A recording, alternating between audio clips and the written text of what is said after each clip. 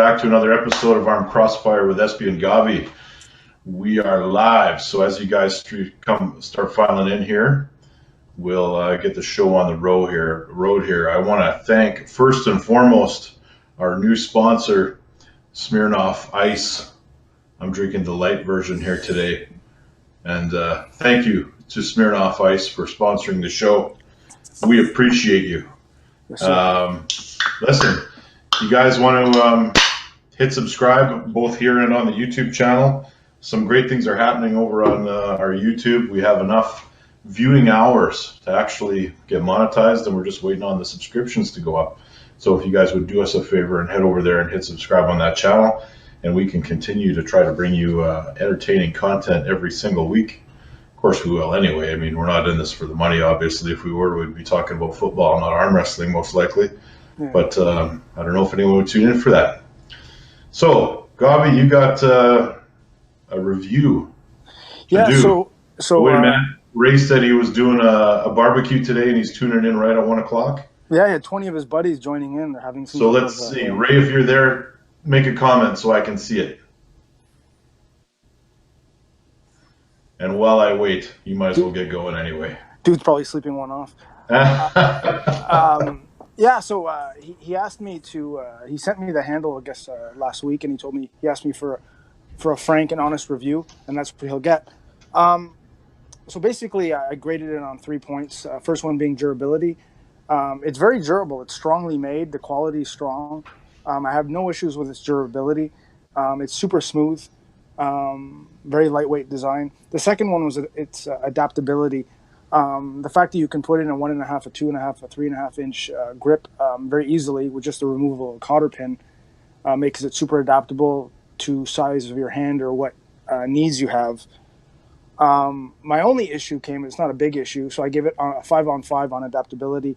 On functionality, I gave it a 4 to 5, and not to any fault of its own. I just find if you look at, for example, the wrist wrench.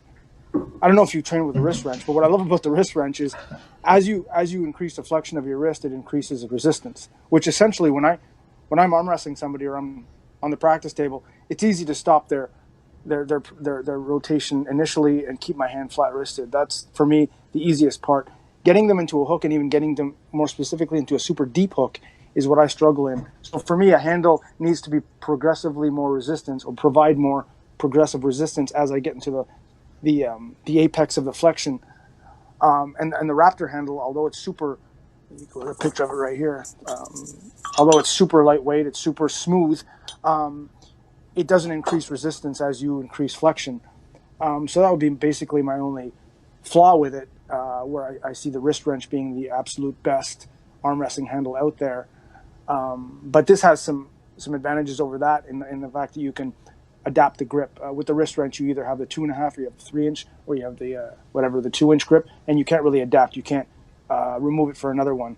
So the Raptor handle has more adaptability for that. And the fact that it has the 3 position points, if you can look at it here, 1, 2, 3, whether you want to train your flexion with a little bit of pronation support or a little bit of bottom finger hooking containment, it allows you to do that too. So all in all, 14 out of 15 points. The only flaw I have on it is not of its own. It's just I prefer the progressive resistance of the wrist wrench compared to the Raptor handle. But definitely a great piece of equipment. I'd recommend it. I didn't pay for it, so I'm not going to really discuss pricing or its value. But in terms of straight training purposes, it's a great tool. Let's get a look at it. We didn't see much of it here. Okay, so basically here you have it. This is a 2.5 inch grip. That's what I asked him for, 2.5 inch grip. You have the Country Crush Raptor. Hold it right in front of you so I can. We're having. There we go. Is that better? Yeah, that's better. Okay, so you have the cotter pin, so you can adjust the grip. You have the 3 connective points: high hook, more pronation, neutral, and if you want to do bottom finger stuff, where there's more strain on your lower fingers to contain in terms of hooking. So it's pretty much there. You go. See, I have the original Country Crush, the one with the 2 handles on it, and it's quite good. I still use it for a lot of things. Yeah. Very smooth. I like it. The 2-handle one for me would be much less practical for me. I have one hand that's a little bit stronger, and I like the fact that on a cable system, I just find I have a little bit more play, more freedom in what I want to do with one handle opposed to the double. You see Michael Todd doing the double quite often, high rep stuff. For me, I prefer single handle and specific targeting rather than general targeting. All right. Candy Withrow Passmore. Those glasses make you look smart. Brendan, what's up? And we will continue. So here's what we want to do next. I think we're going to do the WAL predictions show. So the fun part of this is we've never done one of these prediction shows where we've been live. So as we announce the matches, if you guys in the comments section could stay on that particular match, and we can actually get a whole bunch of predictions made for each of these matches, I think that'll be fun. And which one do you want to start with? Well, let's go progressively with weight. Let's start with the lightest guys. Okay, the lightest guys. So we're talking about Tony Kitowski and Sam Harris. That is match number 1 as far as that's the lightweight title match. So, well, if you go lighter, I mean the women. But, right. Yeah, let's start with Kitowski and Harris.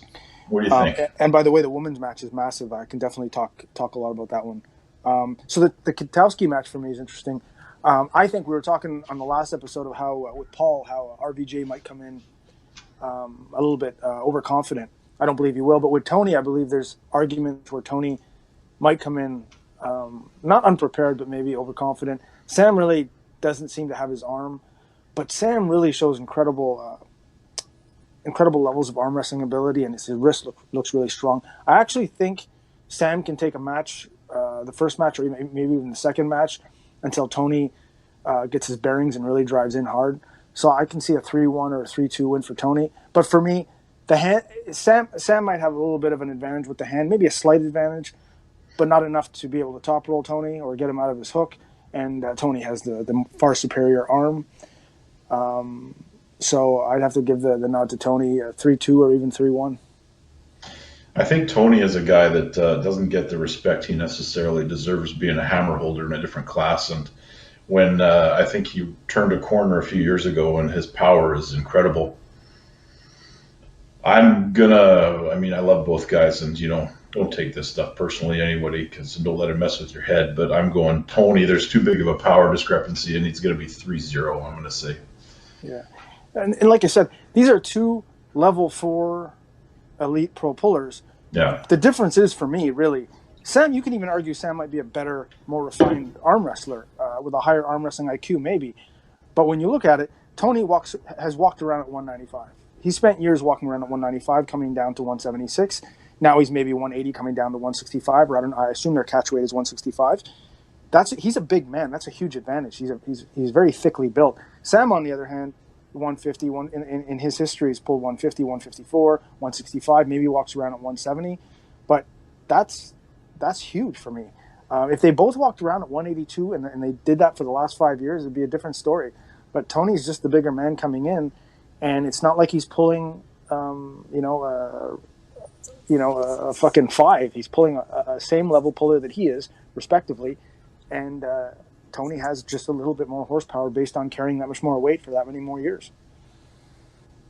Randy Hebert says, I'm picking Tony, too much power for Sam, 3-1. So here we go. I think that this is one of those rare occasions where the challenger is actually the favorite over the champ.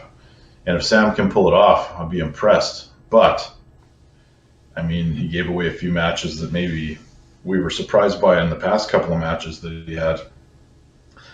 So, I don't know. I don't think anyone's going to disagree with us on that one. Sam can try to prove us wrong. He can pull the Adam Wilmot maybe and get a little closer than we thought. And I know you've got some opinions on that, but maybe another time or another place. No.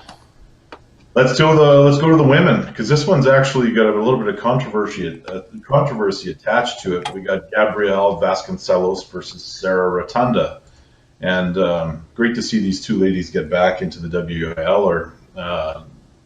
It's going to be an exciting match, I think, and it's one of those matches that could go either way. Each of these women have wins over each other. here's the kind of the intangible is the fact that they're both making these ladies lose. Was it 10 kilos?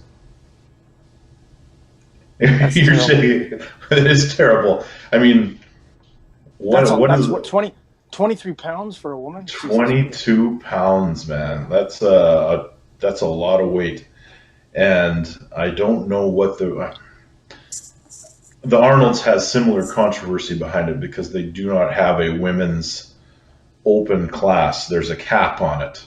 Yeah, but that's different. I believe that's different. It's apples and oranges. How so? Well, the Arnold's, back when there was arguments that they should have a heavyweight class, the argument coming from the Arnold's was this is a fitness expo.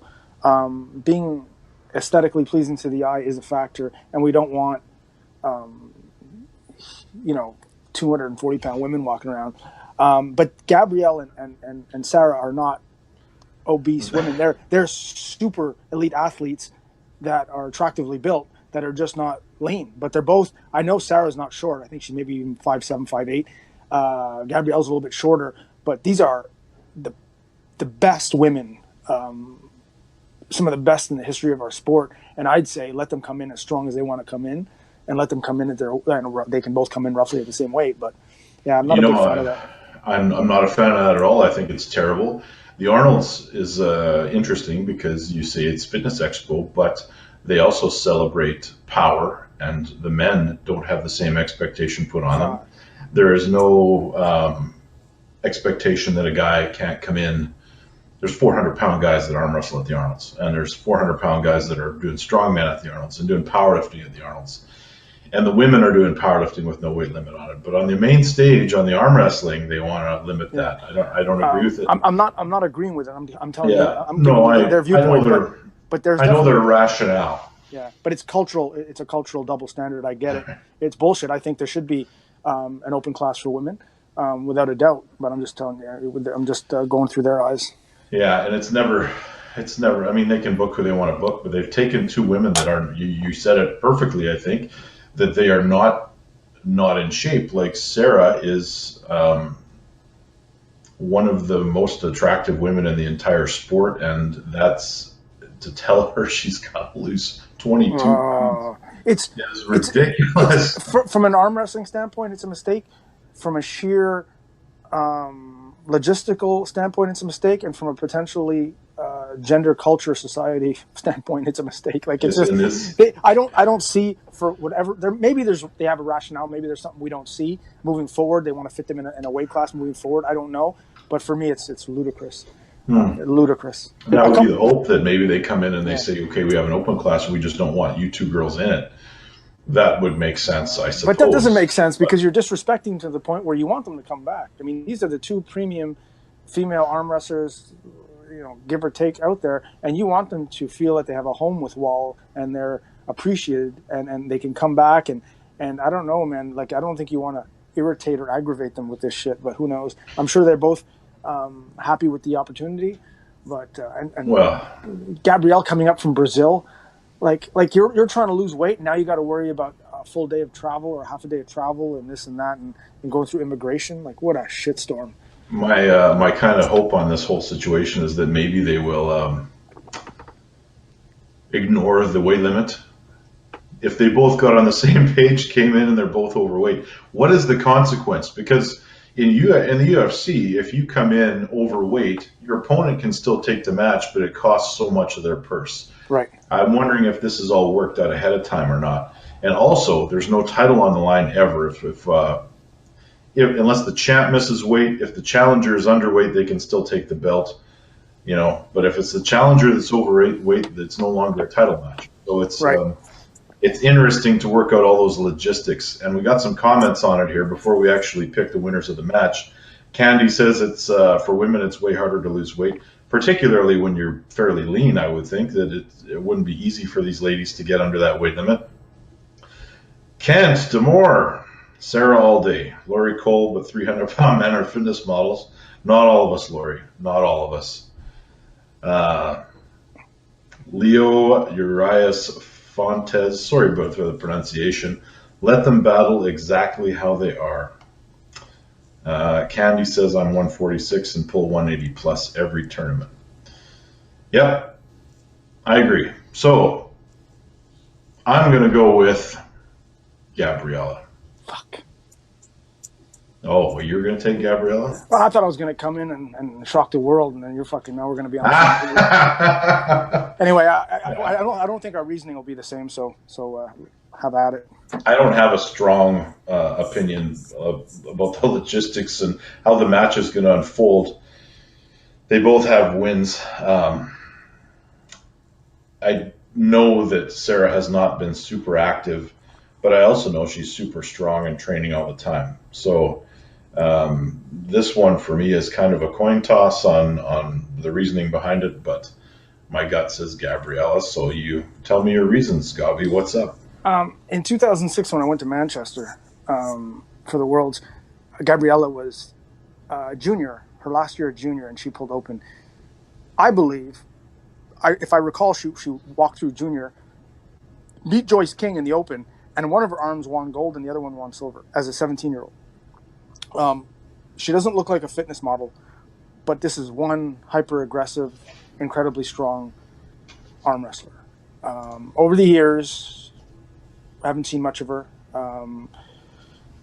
The reason I give these are both, much like Tony and Sam, these are both top level, same level, as high as you can get female arm wrestlers. I give Gabriella the advantage only because of what I've seen in the past where Europeans come to America and live. Vasken was a many-time world champion in Armenia. When he moved to America, I don't know, to fast food, let's arm wrestle and drink beer at practices. I don't know what it was, but then he went down a notch. Sarah's a thoroughbred. She knows how to train. She knows what to do. I just think when Europeans or Russians or come into the American culture, life is better. No doubt life is better, but I think they go down half a notch. Softer. Yeah, I believe it's softer.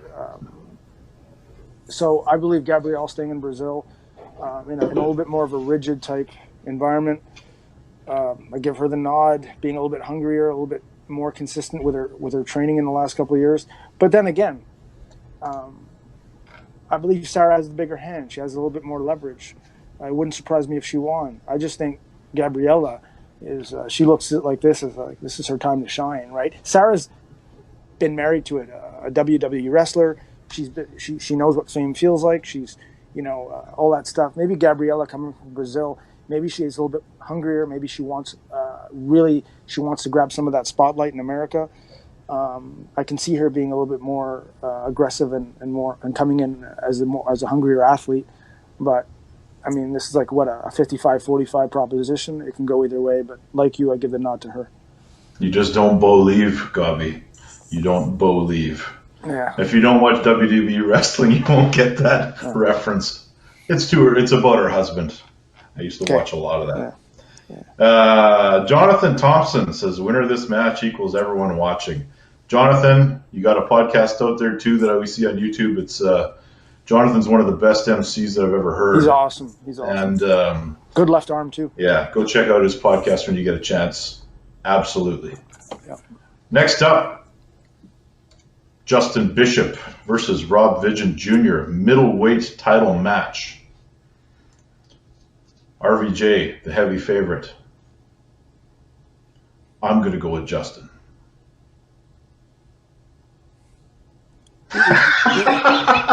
You can't just say that. You got to throw details and you got to elaborate, dude. It's kind of tough for me to elaborate. I know that lifestyle-wise, I think that, I don't know, man. Like you don't get a really good look into either one of these guys, how they're preparing. You see some of their history and some of the other matches. There's something that happens when you get to a certain point that maybe you get a hunger that the other guy doesn't have. And it's the intangibles and things like that. If you would have taken these guys at their peak a year ago, I would have said RVJ hands down, no contest. Maybe it's the unknowns that I'm falling into the trap of. I'm a believer that maybe Justin can pull this off. I know he's a long shot. and he would have had to do his homework, and he would have had to increase his table IQ and probably develop something that we don't expect to see in order to pull off this win. But I'm kind of hoping it goes that way. Like it would be exciting and build really interesting storylines, which that's what sells the sport now. It's not just who's going to win. It's the storyline of it all. And you've got this shitty look on your face like you're not buying anything I'm saying. Oh, I do buy it. And I see where you're coming in. Part of me is like, yeah, let's bet. I'll give you 3-1 odds and let's bet. You still haven't paid me for the last bet. I know. I figure you'll take it off our profits in due time. But go ahead. I have a lot to say about this match, even though. Well, I don't have a ton to say about it. I'm just kind of excited. Like, I always love it when there's a big underdog and some kind of story that, you know, we could feed RVJ somebody that he's beat 100 times before. When someone moves up a weight class, though, and they start to gain a little bit of momentum, maybe it's too soon for him to get into that title match, but maybe not. You know, like he's racked up a few good wins. I don't think he is without a shot here. No. So fire away. Let me have it. There's a couple differences between these two athletes. Many differences. One's from the north, one's from the south. Size, even style and pulling, even personality. RVJ is hugely respected, but Justin Bishop is loved. Like he when I hear him talk, or he does his videos or live Facebook vids and stuff like that, he's not a big guy. He's maybe 190 or whatever. But for me, he reminds me of like Hulk Hogan, where he's like America's, especially in the South. Like they fucking love this guy. You know where Hulk Hogan is most popular? Montreal. Really? Yeah. But go ahead. Okay. We can get into that later. So Justin's he's kind of like the epitome of the Southern American. He works hard. He works like, you know, a full day, construction company, you know, manual labor, you know, a churchgoer, big family guy, always speaks his mind, seemingly fearless, backs up everything he says. And he definitely has outs here. He can definitely do this. I think he's a huge underdog, but I think the ramifications, much like the Wilmot thing, although this is less Hollywood, more reality. I think that the ramifications of Justin wins this, or even takes it to a deciding match, is massive. Only because I think he's hugely loved in the South, and you cannot not like Justin. I mean, he's just like a man's man. And RVJ, although he's not exactly a pansy, and he's hugely respected, I think the fact that he has everything an arm wrestler could ever want. I think it's harder to really be a fan of a guy who has every tool accessible and then some. So I think Justin comes in as a huge fan favorite. I think if this is an upset, it's massive. I know one thing. Part of me is thinking, well, the WAL can kind of stage this where Justin can maybe win, RVJ can come back, but they can't do that. There's no way RVJ would never buy into some type of that type of bullshit in a hammer match. But that being said, much like the Tony match, RVJ is the heavier man coming down. He's a thoroughbred. He's strong. He has no weak links. If he had a weak link, Justin has the IQ to take advantage of that weak link. Justin's a guy that in 2009-10 was a 154 guy. I remember him in Alabama pulling a round robin 154 class. At that time, RVJ was 210 pounds.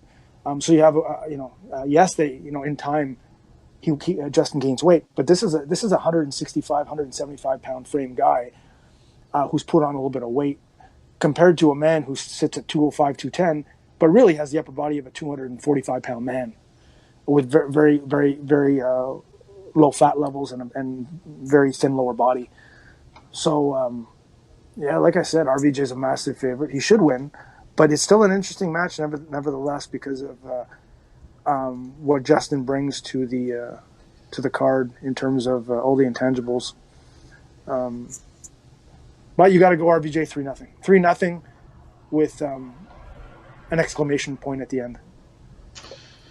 Well, I don't know what the final score is going to be, but I think Justin's going to take it. Aaron Blevin says if Justin can outrise RVJ and keep this match flat-handed, he has a chance.